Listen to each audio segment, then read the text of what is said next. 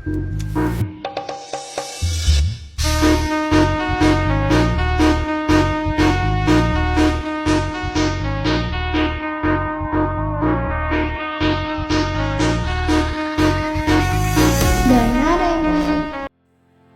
guys, kembali lagi di video kami kali ini.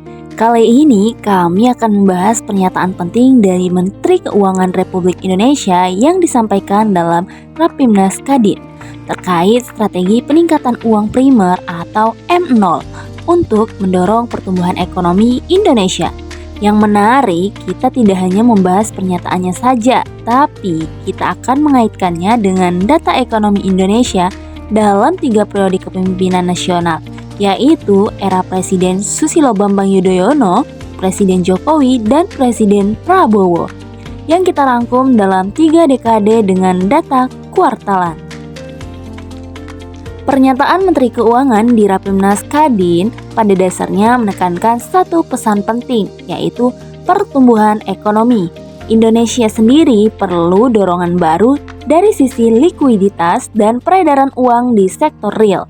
Dalam forum tersebut, Menteri Keuangan menyampaikan bahwa pertumbuhan ekonomi Indonesia relatif stabil, tetapi masih berada di kisaran 5%.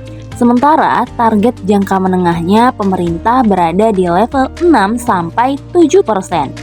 Disinilah muncul gagasan bahwa peningkatan uang primer atau M0 dapat menjadi salah satu instrumen untuk mempercepat perputaran uang, meningkatkan konsumsi dan investasi, serta mendorong aktivitas ekonomi masyarakat dan dunia usaha.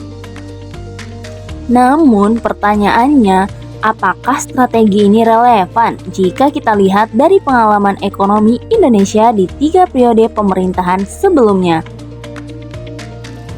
Nah, di sini timbullah pertanyaan, apa sih uang primer itu atau M0 dan mengapa hal itu penting?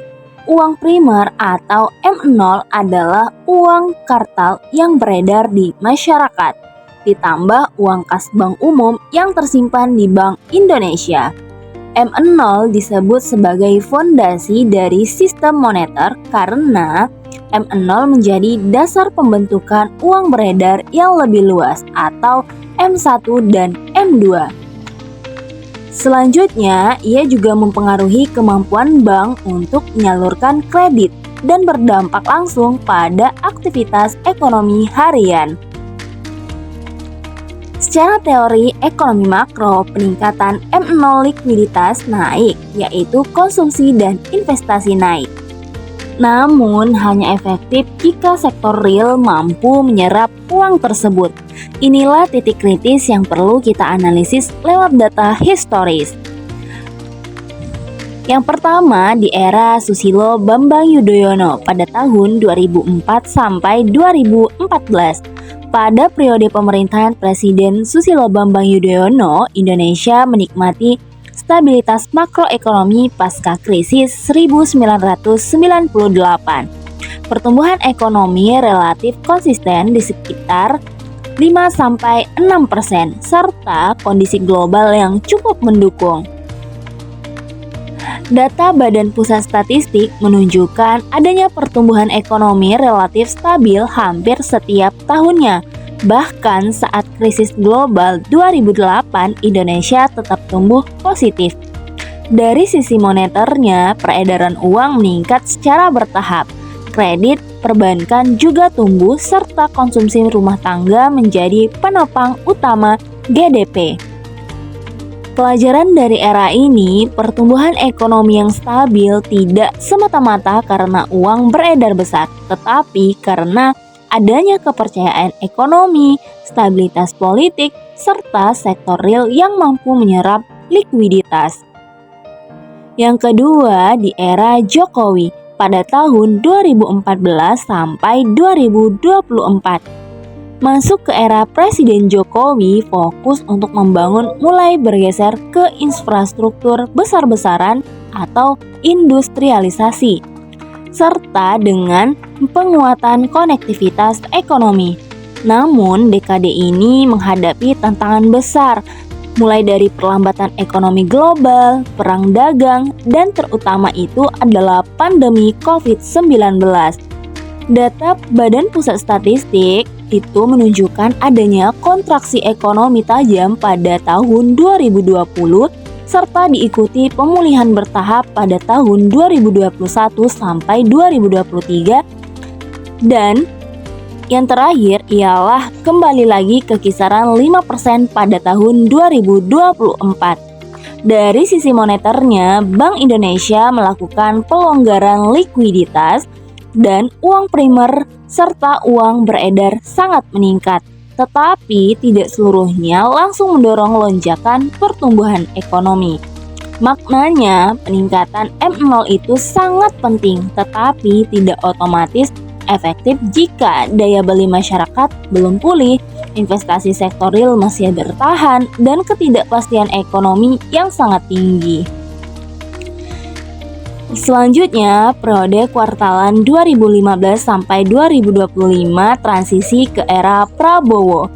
Jika kita lihat data kuartalan 2015 sampai 2025, kita bisa melihat dinamika yang lebih detail.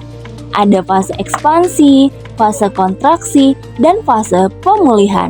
Menjelang 2025, pemerintahan Presiden Prabowo dihadapkan pada ekspektasi pertumbuhan lebih tinggi, tekanan global, serta tuntunan dunia usaha akan likuiditas yang lebih longgar. Inilah konteks pernyataan Menteri Keuangan di Rapimnas Kadin.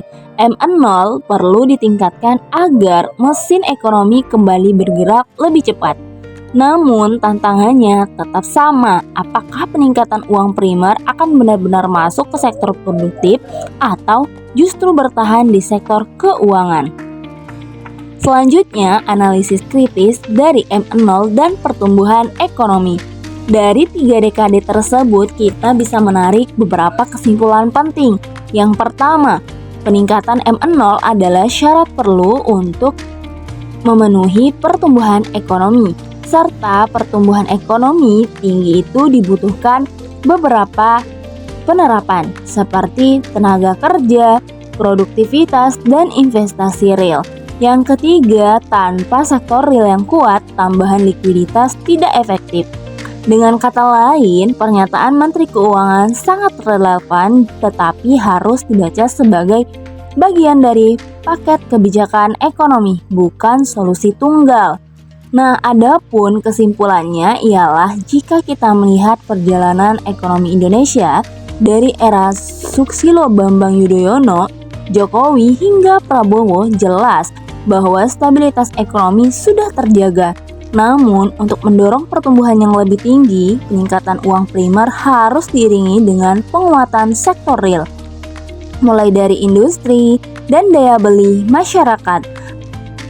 Pernyataan Menteri Keuangan di Rapimnas Kadin mencerminkan kebutuhan ekonomi Indonesia saat ini. Nah, likuiditas harusnya hidup, tapi juga harus produktif. Itu tadi analisis lengkap dari kita tentang pernyataan Menteri Keuangan, M0, dan pertumbuhan ekonomi Indonesia dalam 3 periode kepemimpinan nasional. Mungkin hanya itu yang dapat kami sampaikan. Semoga bermanfaat.